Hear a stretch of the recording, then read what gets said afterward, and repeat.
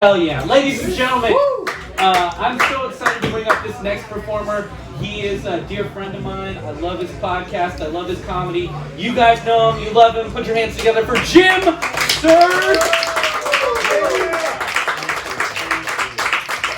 Keep it going for Gabe. Yeah. And homie Veronica.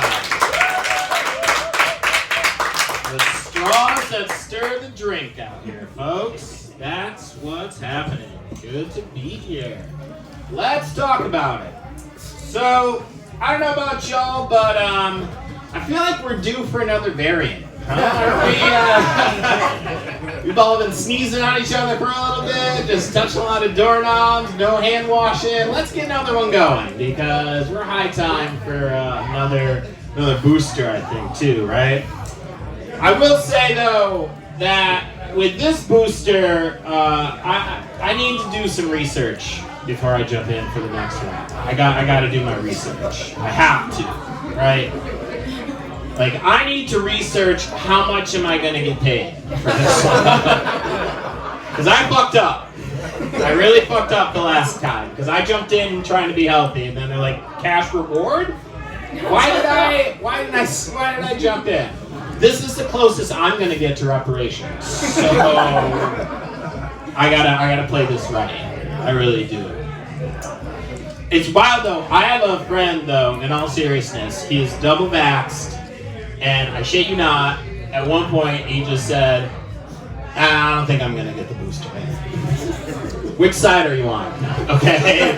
Because you can't be in the middle of the road on this. You are either fully vaxxed or not at all. You can't stop halfway through. All right, that is equivalent to me getting hammered at this bar and then getting into a car and then just saying, well, I better put on my seatbelt. Safety first. That doesn't work. That's not how this is at all. But I'll say though, man, like, I'm trying to find the silver lining in all this COVID mess. There has to be, right? Because like I know a lot of people have died. It has really fucked up the world we live in. But there has to be a silver lining. I think I know what it is. I kind of get a little happy when my enemies get COVID. I mean, I prey on the downfall of my enemies. I don't know about y'all. I wish we normalize it, but I kind of want them to lose. And when my enemies get COVID, I'm not sad. Look, if there was an app I could download that would tell me when my enemies got COVID, I would download it today. 100%. Check their lung capacity. It'd be fucking sweet. That would be where I would want it to go, you know? It'd be beautiful. Now, there was a point, like 2 years ago, right? Like right around the summertime, when the whites discovered racism. Do you guys remember that? Remember that moment? Wild. It was very adorable because they all held up black squares to let us know they got it, and that was the signal, right? But what they also did is they called, they texted, they emailed, they carrier pigeoned, they let all the black people know that they found out, and it was very nice. I have a lot of voicemails from the whites, and they're like my children. I love all of them so equally. But there is one that stands out. There is my absolute favorite voicemail, and I'll share with you verbatim what is on my phone to this day. Hey, Jim. It's your buddy Jeff. Tough times. Coronavirus. George Floyd. Let me know what I can do later.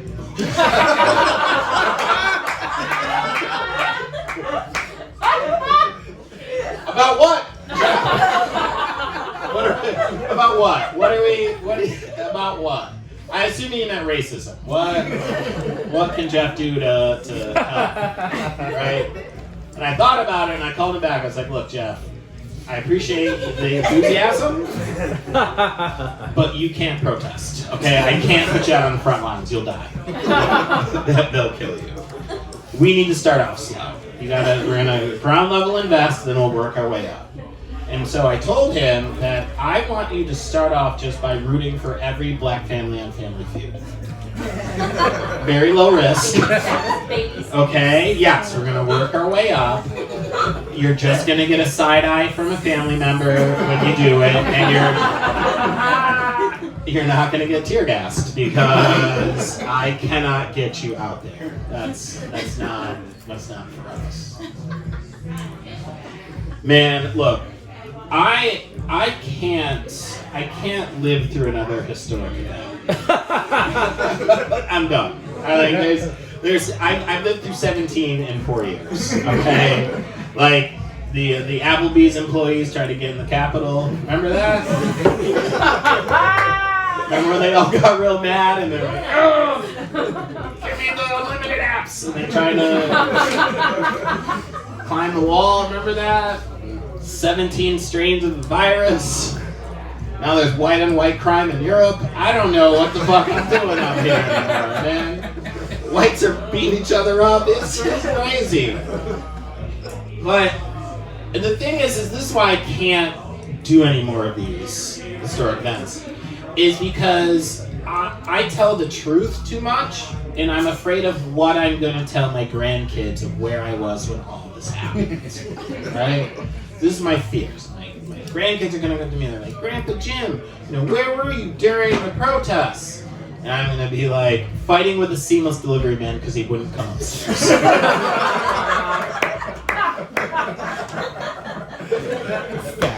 That's the mark. I wasn't taking back the streets. I was watching television. I was. And I did. I watched a criminal amount. of television.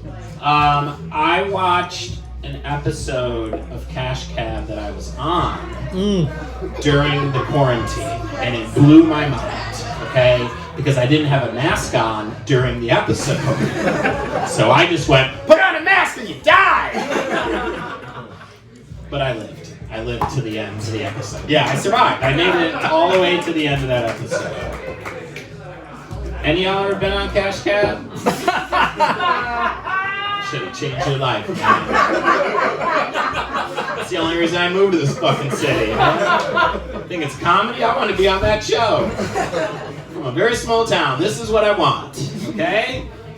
Now, I'll walk you through the process, right, of being on the show. Okay? Me and my friend were in Harlem. We hailed a cab. It's true. We jumped in. The lights went off.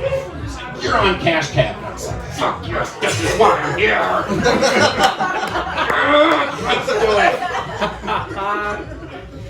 And then the host, Ben Bailey, turned around. He's like, "Hey, did you have any idea you're going to be on the show?"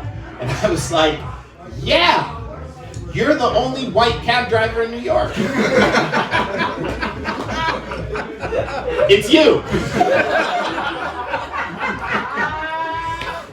I saw your bald head and was like, "Shit, let's go. Let's get some money. I have 3 strikes and I want all of them. Let's get it." I won $600. Yeah. Which doesn't mean anything. Because we live here. My small town upstate New York, I can buy half of the town. $600. $600 is 30 minutes on a lease. That is what I managed to pay for with my $600.